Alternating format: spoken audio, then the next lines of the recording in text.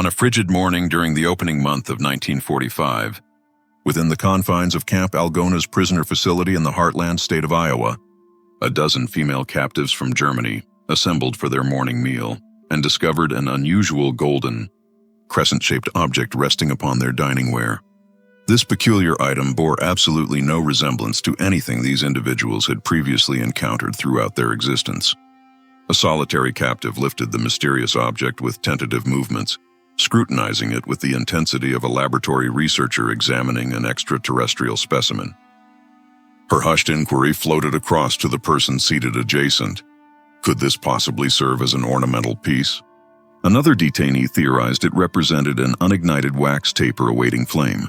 Yet another individual concluded this must constitute some variety of exotic blossom from warmer latitudes, deliberately positioned to provide cheerfulness during the bleak depths of wintertime. Astonishingly, not even one among this gathered assembly recognized they held something edible within their grasp. And to uncover more overlooked wartime accounts like this, readers could subscribe to WW2 Hidden Truths for deeper historical insights. The genuine shock materialized when an enlisted American serviceman retrieved his identical item, stripped away the outer covering, and consumed the pale interior flesh directly without any culinary preparation whatsoever. The collective gasp that erupted from the German captives conveyed absolute horror at witnessing such behavior. Raw consumption without heating, without processing, without any civilized treatment. What manner of uncivilized nation had become their temporary residence? This extraordinary moment perfectly encapsulates how seemingly insignificant cultural distinctions during the Second World War generated monumental confusion and revealed the staggering differences between societies separated by an ocean and entirely divergent wartime experiences. Comprehending why these particular individuals had zero familiarity with this tropical fruit requires examining the circumstances of 1940s Germany under wartime conditions. These curved yellow fruits originated exclusively from equatorial regions including Central American territories, Caribbean islands, and African coastal areas, locations necessitating maritime transportation networks, dependable commercial routes, and peacetime trading relationships. The German nation had existed in active military conflict since the autumn of 1939.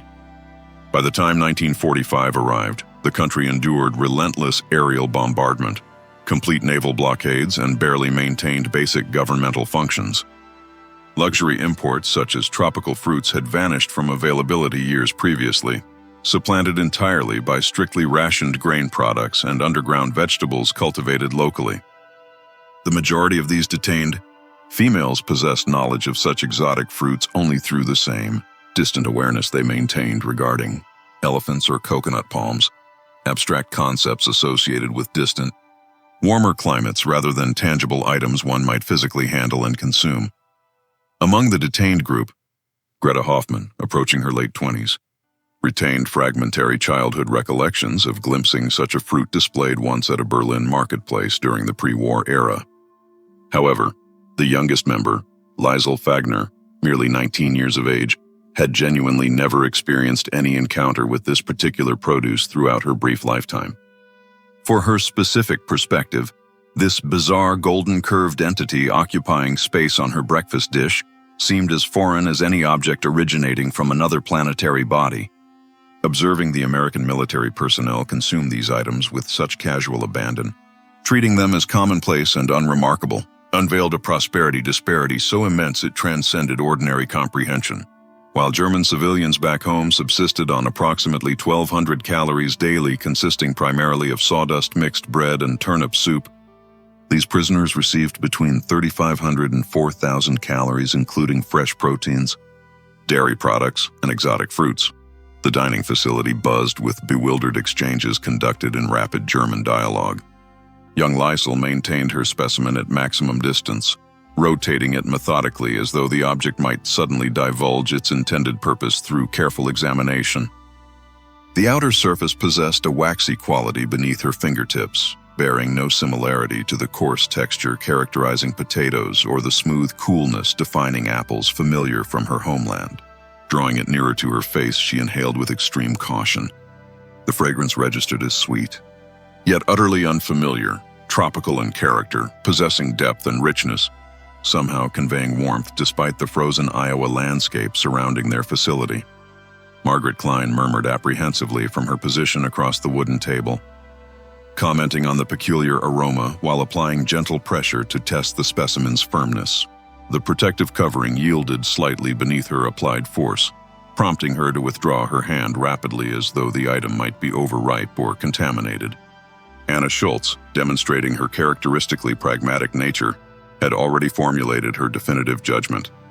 She declared firmly this could not possibly constitute food, directing attention toward the brownish markings freckling her specimen's exterior. She interpreted these discolorations as evidence of damage or disease, questioning why the Americans would distribute spoiled provisions.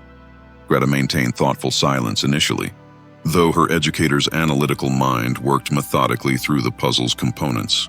The American captors had provided excellent nutrition for 4 consecutive months without deception, poisoning attempts, or cruelty of any variety. Their placement of these yellow objects on breakfast plates must contain logical reasoning. She directed her attention toward the guard station across the room, studying their effortless interaction with identical golden items. Corporal James Fletcher proceeded to deliver what would transform into the facility's most unforgettable instructional demonstration.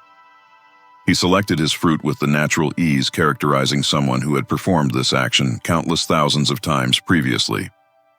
His thumb located the stem portion instinctively, applying downward pressure. The substantial yellow protective layer separated and curved backward in distinct sections, exposing pale white fruit underneath that possessed a slight glistening quality in the morning illumination. The German women's table descended into complete silence as they processed this revelation. The object possessed removable skin functioning like protective packaging, with the yellow exterior serving not as the edible portion, but rather as safeguarding for the consumable interior. Fletcher separated a fragment of the exposed fruit and inserted it into his mouth, chewing with evident satisfaction. Subsequently, he rose from his seat and approached the women's table, carrying his partially unwrapped specimen like an offering of reconciliation, stopping beside young Liesel. Speaking deliberately slowly, recognizing his English would require translation, he announced his intention to demonstrate proper consumption methods.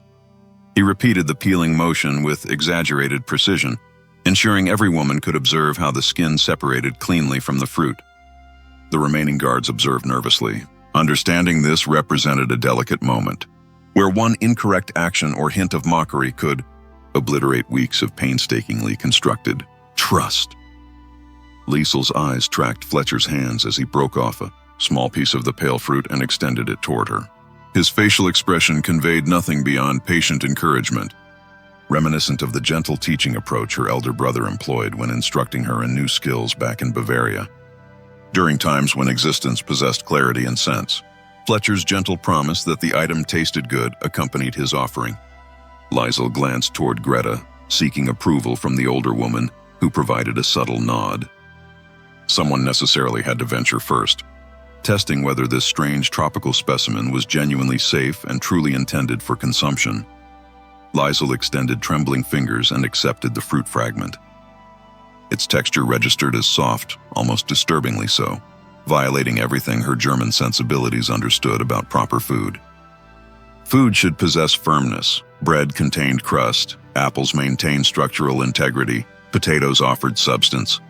This material was yielding and mushy, presenting a texture unlike anything in her accumulated experience. She transported it slowly toward her mouth, while 11 other women collectively held their breath in anticipation. The fruit contacted her tongue, and her facial expression immediately contorted, not from terrible flavor, but from absolute unfamiliarity. Sweetness registered, certainly, but with a cloying richness coating her mouth instantaneously. The texture disturbed her, soft to an unsettling degree, resembling something that had undergone cooking, yet somehow remained raw. She chewed slowly, attempting to comprehend the sensory experience. Not disgusting precisely, nor pleasant either, simply profoundly and deeply strange. After swallowing, she immediately reached for her water glass, washing away the persistent sweetness. Her uncertain verdict focused on the softness, excessively soft, like cold, sweet porridge. Anna Schultz shook her head decisively, declaring her inability to consume such an item. She physically pushed her specimen toward the table's center as though distancing herself from contamination. Margaret attempted her own trial, carefully removing the skin as Fletcher had demonstrated, taking the smallest conceivable bite before immediately displaying theatrical disgust. She complained about excessive sweetness and disturbing texture, comparing it to consuming pre-chewed material. Around the table, responses ranged from Liesel's courageous confusion to Anna's complete rejection. Greta conducted her own experimental tasting with scientific precision, chewing thoughtfully while analyzing every sensation before delivering her measured verdict. Definitely fruit, she concluded, but nothing resembling their familiar fruits, not apples, pears, or even the peculiar American oranges they'd been served. This represented something entirely different. Fletcher stood awkwardly nearby, his helpful demonstration having generated more complications than solutions. He attempted explaining their nutritional benefits, their vitamin content, their energy-providing properties, mentioning that soldiers consumed them regularly. However, his words provided no assistance. The concept that American soldiers routinely ate these soft, suspiciously sweet items only reinforced the women's conviction that American food culture was incomprehensibly bizarre. At the guard station, Private Eddie Martinez unwrapped his own fruit and consumed it in 4 rapid bites, barely considering the action. Glancing toward the struggling German women, he muttered to his companion about the incredibility of never having encountered such a fruit. Sergeant William Hayes from Georgia shrugged, acknowledging they inhabited different worlds, noting how easily Americans forgot their fortune. Fresh fruit transported from halfway around the planet, casually present on breakfast plates as though unremarkable. Back at the women's table, 6 specimens sat partially unwrapped or completely untouched. Only Liesel had completed her small portion, appearing uncertain whether her action had been courageous or foolish. The others had abandoned their attempts, returning to safer territory represented by scrambled eggs and toast, foods possessing logic and fitting their breakfast understanding. The rejected fruits remained on the table like evidence of failure, their protective coverings browning slightly as morning progressed. That evening, following the dinner service and evening head count, Liesel found her thoughts returning to the tropical fruit, not with pleasure exactly, but with curiosity refusing to fade. The flavor had been strange, certainly, but not unpleasant once she moved past initial shock. She'd noticed something during breakfast that others had missed. Corporal Fletcher's specimen had been bright yellow with minimal brown spots, while Private Martinez's fruit was predominantly brown. Yet both men had eaten theirs with equal enjoyment. The following morning, when these fruits reappeared on breakfast plates, Liesel made careful observations. Today's specimen looked different from yesterday's, displaying more brown freckling on its exterior. And when she gently squeezed it, the flesh yielded more easily beneath the skin. She removed the covering the way Fletcher had demonstrated, pulling back the thick skin in sections. The interior fruit looked similar, but the aroma was stronger, sweeter, almost perfumed. She broke off a small piece and placed it on her tongue. The difference was remarkable. This fruit tasted richer, more developed, less starchy than yesterday's specimen. The sweetness wasn't cloying anymore, but pleasant, almost honey-like in character. The soft texture, which had disturbed her previously, now seemed natural and appropriate for something possessing this level of sweetness. She took another bite, then another, finishing half the fruit before even realizing what she was doing. Greta observed this quiet consumption with interest, asking in German if today's was better, keeping her voice low. Liesel nodded, surprised by her own acceptance, explaining it was different, sweeter, suggesting yesterday's wasn't ready yet, like unripe apples. That observation unlocked something in Greta's understanding.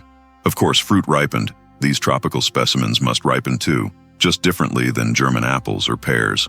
The brown spots weren't disease or damage, but signs of ripeness, like the golden color developing on ripe pears. Greta requested to try a piece, and Liesel broke off a section and passed it across the table. Greta ate it thoughtfully, her expression shifting from skepticism to consideration to cautious approval. She agreed this was better, sweeter, but not overwhelming, with texture making more sense given this sweetness level. Their quiet exchange hadn't escaped notice. Anna Schultz watched them with the suspicious interest of someone who'd firmly declared something inedible, now witnessing others consume it willingly. She muttered it was still too soft, but her conviction had weakened. She picked up her own specimen, examined the brown spots with new eyes, and peeled it with careful movements. Her first bite was tiny, cautious, her face showing internal debate between prejudice and reality. She admitted grudgingly it wasn't as bad as yesterday, still strange, but not as bad. Across the mess hall, Corporal Fletcher noticed the change. 3 women were actually eating the fruits this morning, not just taking polite experimental bites. He caught the eye of Sam Washington, the camp cook who'd been responsible for ordering these fruits despite the supply sergeant's protests about waste. Sam stood in his kitchen doorway with a slight smile, his weathered face showing satisfaction. He had insisted on the fruits, saying they'd learn, given time, noting nobody likes everything on the first try. By week's end, 7 of the 12 women were consuming these tropical fruits regularly. The key had been understanding ripeness. The younger women adapted faster, with Lysol becoming something of an expert, teaching others how to judge when a specimen was at its peak. She'd press the covering gently, smell the stem, look for the right balance of yellow and brown. Margaret Klein discovered these fruits paired beautifully with the oatmeal served at breakfast. She'd slice hers and stir the pieces into the hot cereal, letting them soften even further and sweeten the otherwise bland porridge. This innovation spread quickly among the women. Anna found her own use for them. She'd mash overripe specimens with a fork and spread the paste on bread, creating a sweet sandwich that reminded her just slightly of the fruit preserves her mother used to make in better times. It wasn't the same, would never be the same, but it carried a ghost of comfort that made the strange American food feel almost like home. This gradual acceptance represented more than just adapting to unfamiliar food. It symbolized a broader awakening to the vast differences in living standards between wartime Germany and America. While their families back home suffered severe deprivation, these captive women received nutrition exceeding what German officers consumed in the field. The simple yellow fruit became a powerful symbol of abundance versus scarcity, of 2 nations whose wartime experiences couldn't have been more different, separated not just by an ocean, but by entirely divergent realities of daily existence. Within a mere 21 days, these tropical crescents had undergone a remarkable metamorphosis, transitioning from perplexing ornaments into sought-after treasures. The detained females initiated specific requests for these golden specimens, approaching military personnel during distribution periods to inquire about surplus availability. Sam Washington commenced ordering increased quantities, observing with subdued contentment as his initial forecast materialized into reality. This evolution hadn't evaded the soldiers' observation. Private Martinez commenced bringing supplementary specimens from his personal allotments to distribute among the females during afternoon labor periods. This evolved into an implicit demonstration of amicable relations. He'd nonchalantly positioned several exceptionally mature specimens on surfaces where the detained individuals mended garments or organized provisions. Lysol had evolved into the facility's recognized authority on these tropical curiosities. When fresh detainees materialized in February, bewildered and terrified females from a recently apprehended auxiliary division, Lysol assumed responsibility for introducing them to this equatorial enigma. She'd illustrate the unwrapping technique, clarify the maturation signals, and provide reassurance. She'd communicate in their native tongue, her youthful countenance reflecting the gravity of accumulated wisdom, explaining how she initially mistook the object for botanical decoration, encouraging patience until additional brown markings appeared, advising gradual consumption for proper comprehension. Observing this 19-year-old instruct more seasoned women about these golden fruits, Greta experienced an unanticipated wave of sentiment. This exemplified true adaptation and survival, not merely accepting provisions offered, but discovering methods to render the alien comprehensible, transforming bewilderment into understanding and transmitting that understanding to fellow captives. The tropical fruit culture extended beyond simple ingestion. Women initiated bartering segments during dining periods. Individuals preferring protein-rich options might exchange their fruit allocation to someone desiring additional produce. These modest transactions forged connections, establishing networks of obligation and mutual benefit that fortified their collective unity. Correspondence homeward commenced referencing the yellow produce. Though numerous women questioned whether their relatives would comprehend the allusion, Margaret composed a message to her sibling in Bavaria, describing a fruit designated as banana, golden, arched, honey-sweet, originating from jungles across oceanic expanses, questioning whether such abundance during imprisonment could be imagined. Anna's correspondence to her maternal parent adopted a more utilitarian approach, noting American efficiency in consumption, explaining her education regarding ripeness assessment, requiring abandonment of German standards. Acknowledging everything in this environment demanded fresh perspectives. Greta's message to her offspring conveyed profound significance, describing how she'd cultivated affection for something once deemed impossible to consume, suggesting that if an elderly educator could modify her perspective regarding tropical produce, perhaps possibilities existed for changing opinions about numerous matters, urging her child to remember that initial strangeness might simply indicate unfamiliarity. The facility's documentation specialist, a corporal designated Davies who recorded daily existence for military archives, captured a revealing photograph one March sunrise. 12 German females seated at their dining surface, all grasping partially consumed tropical fruits, some displaying joy, others concentrated on sustenance, all completely comfortable with objects that 3 months previously had seemed extraterrestrial. That photograph would ultimately find placement in military documentation regarding prisoner treatment, demonstrating even hostile combatants received fresh produce at American installations. However, the image captured something more substantial than military procedure. It illustrated human flexibility, the connection forming when apprehension yields to inquisitiveness and inquisitiveness yields to embrace. Sam Washington maintained that photograph affixed to his culinary workspace wall, a memorial that patience and determination could transcend virtually any cultural separation.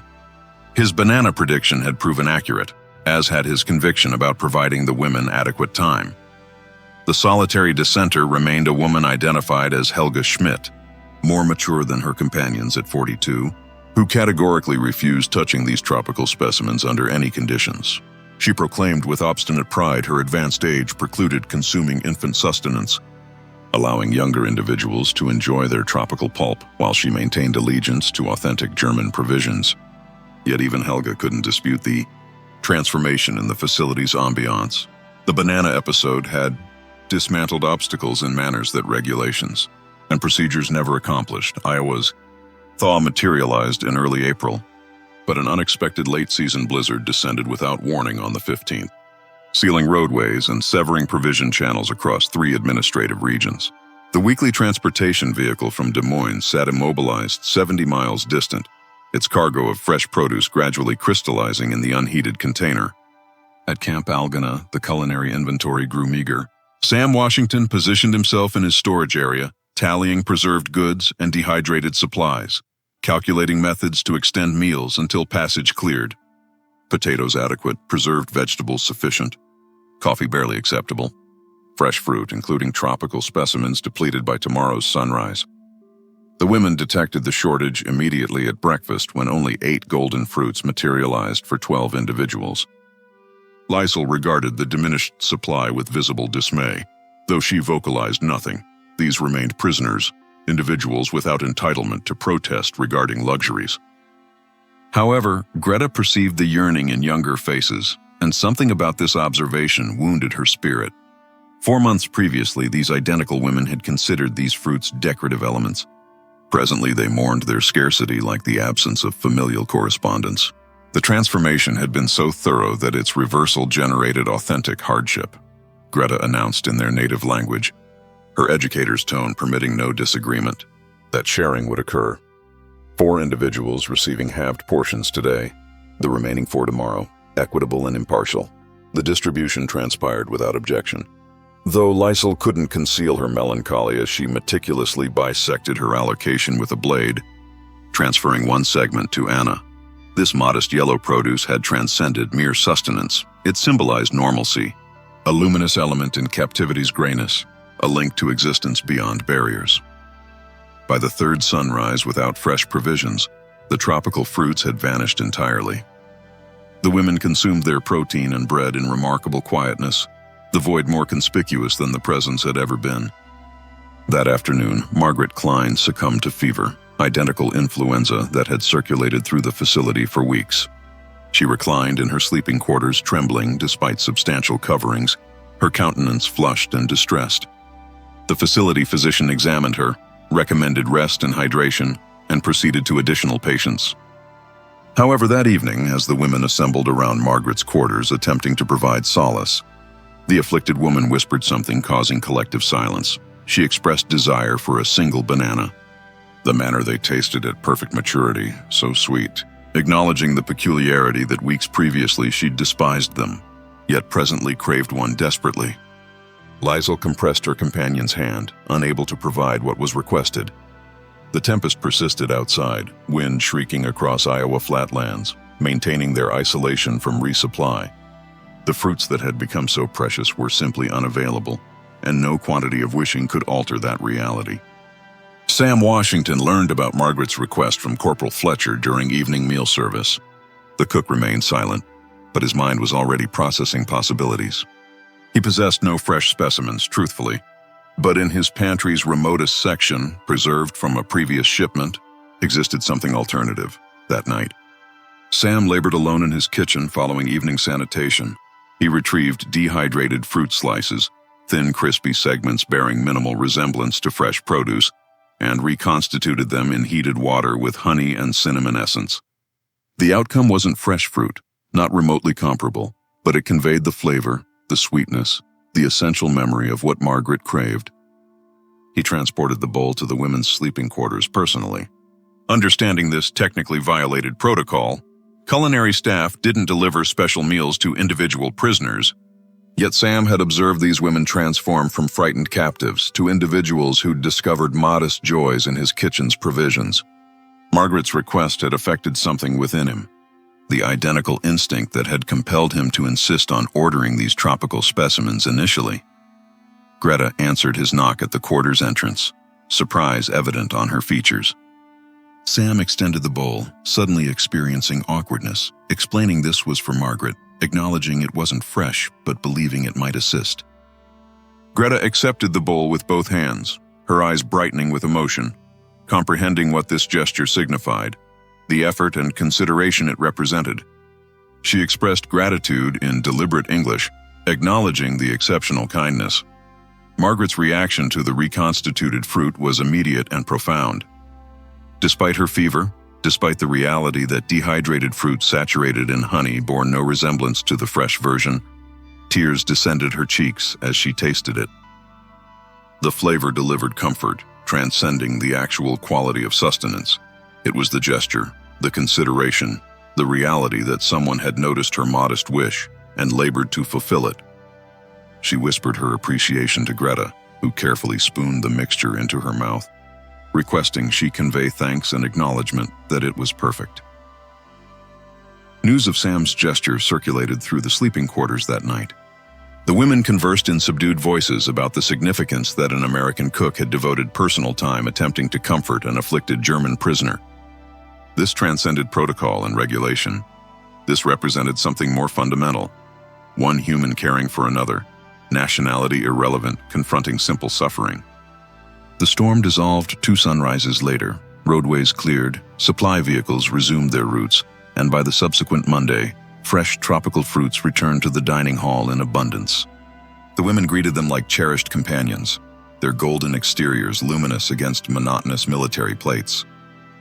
Margaret, recovered from her affliction, consumed hers gradually, relishing every portion with the appreciation of someone who'd learned even modest pleasures could vanish without warning, declaring she'd never regard these carelessly again, reminding Liesl that 3 months previously she'd considered it soap, yet losing them for 3 sunrises felt like losing something precious.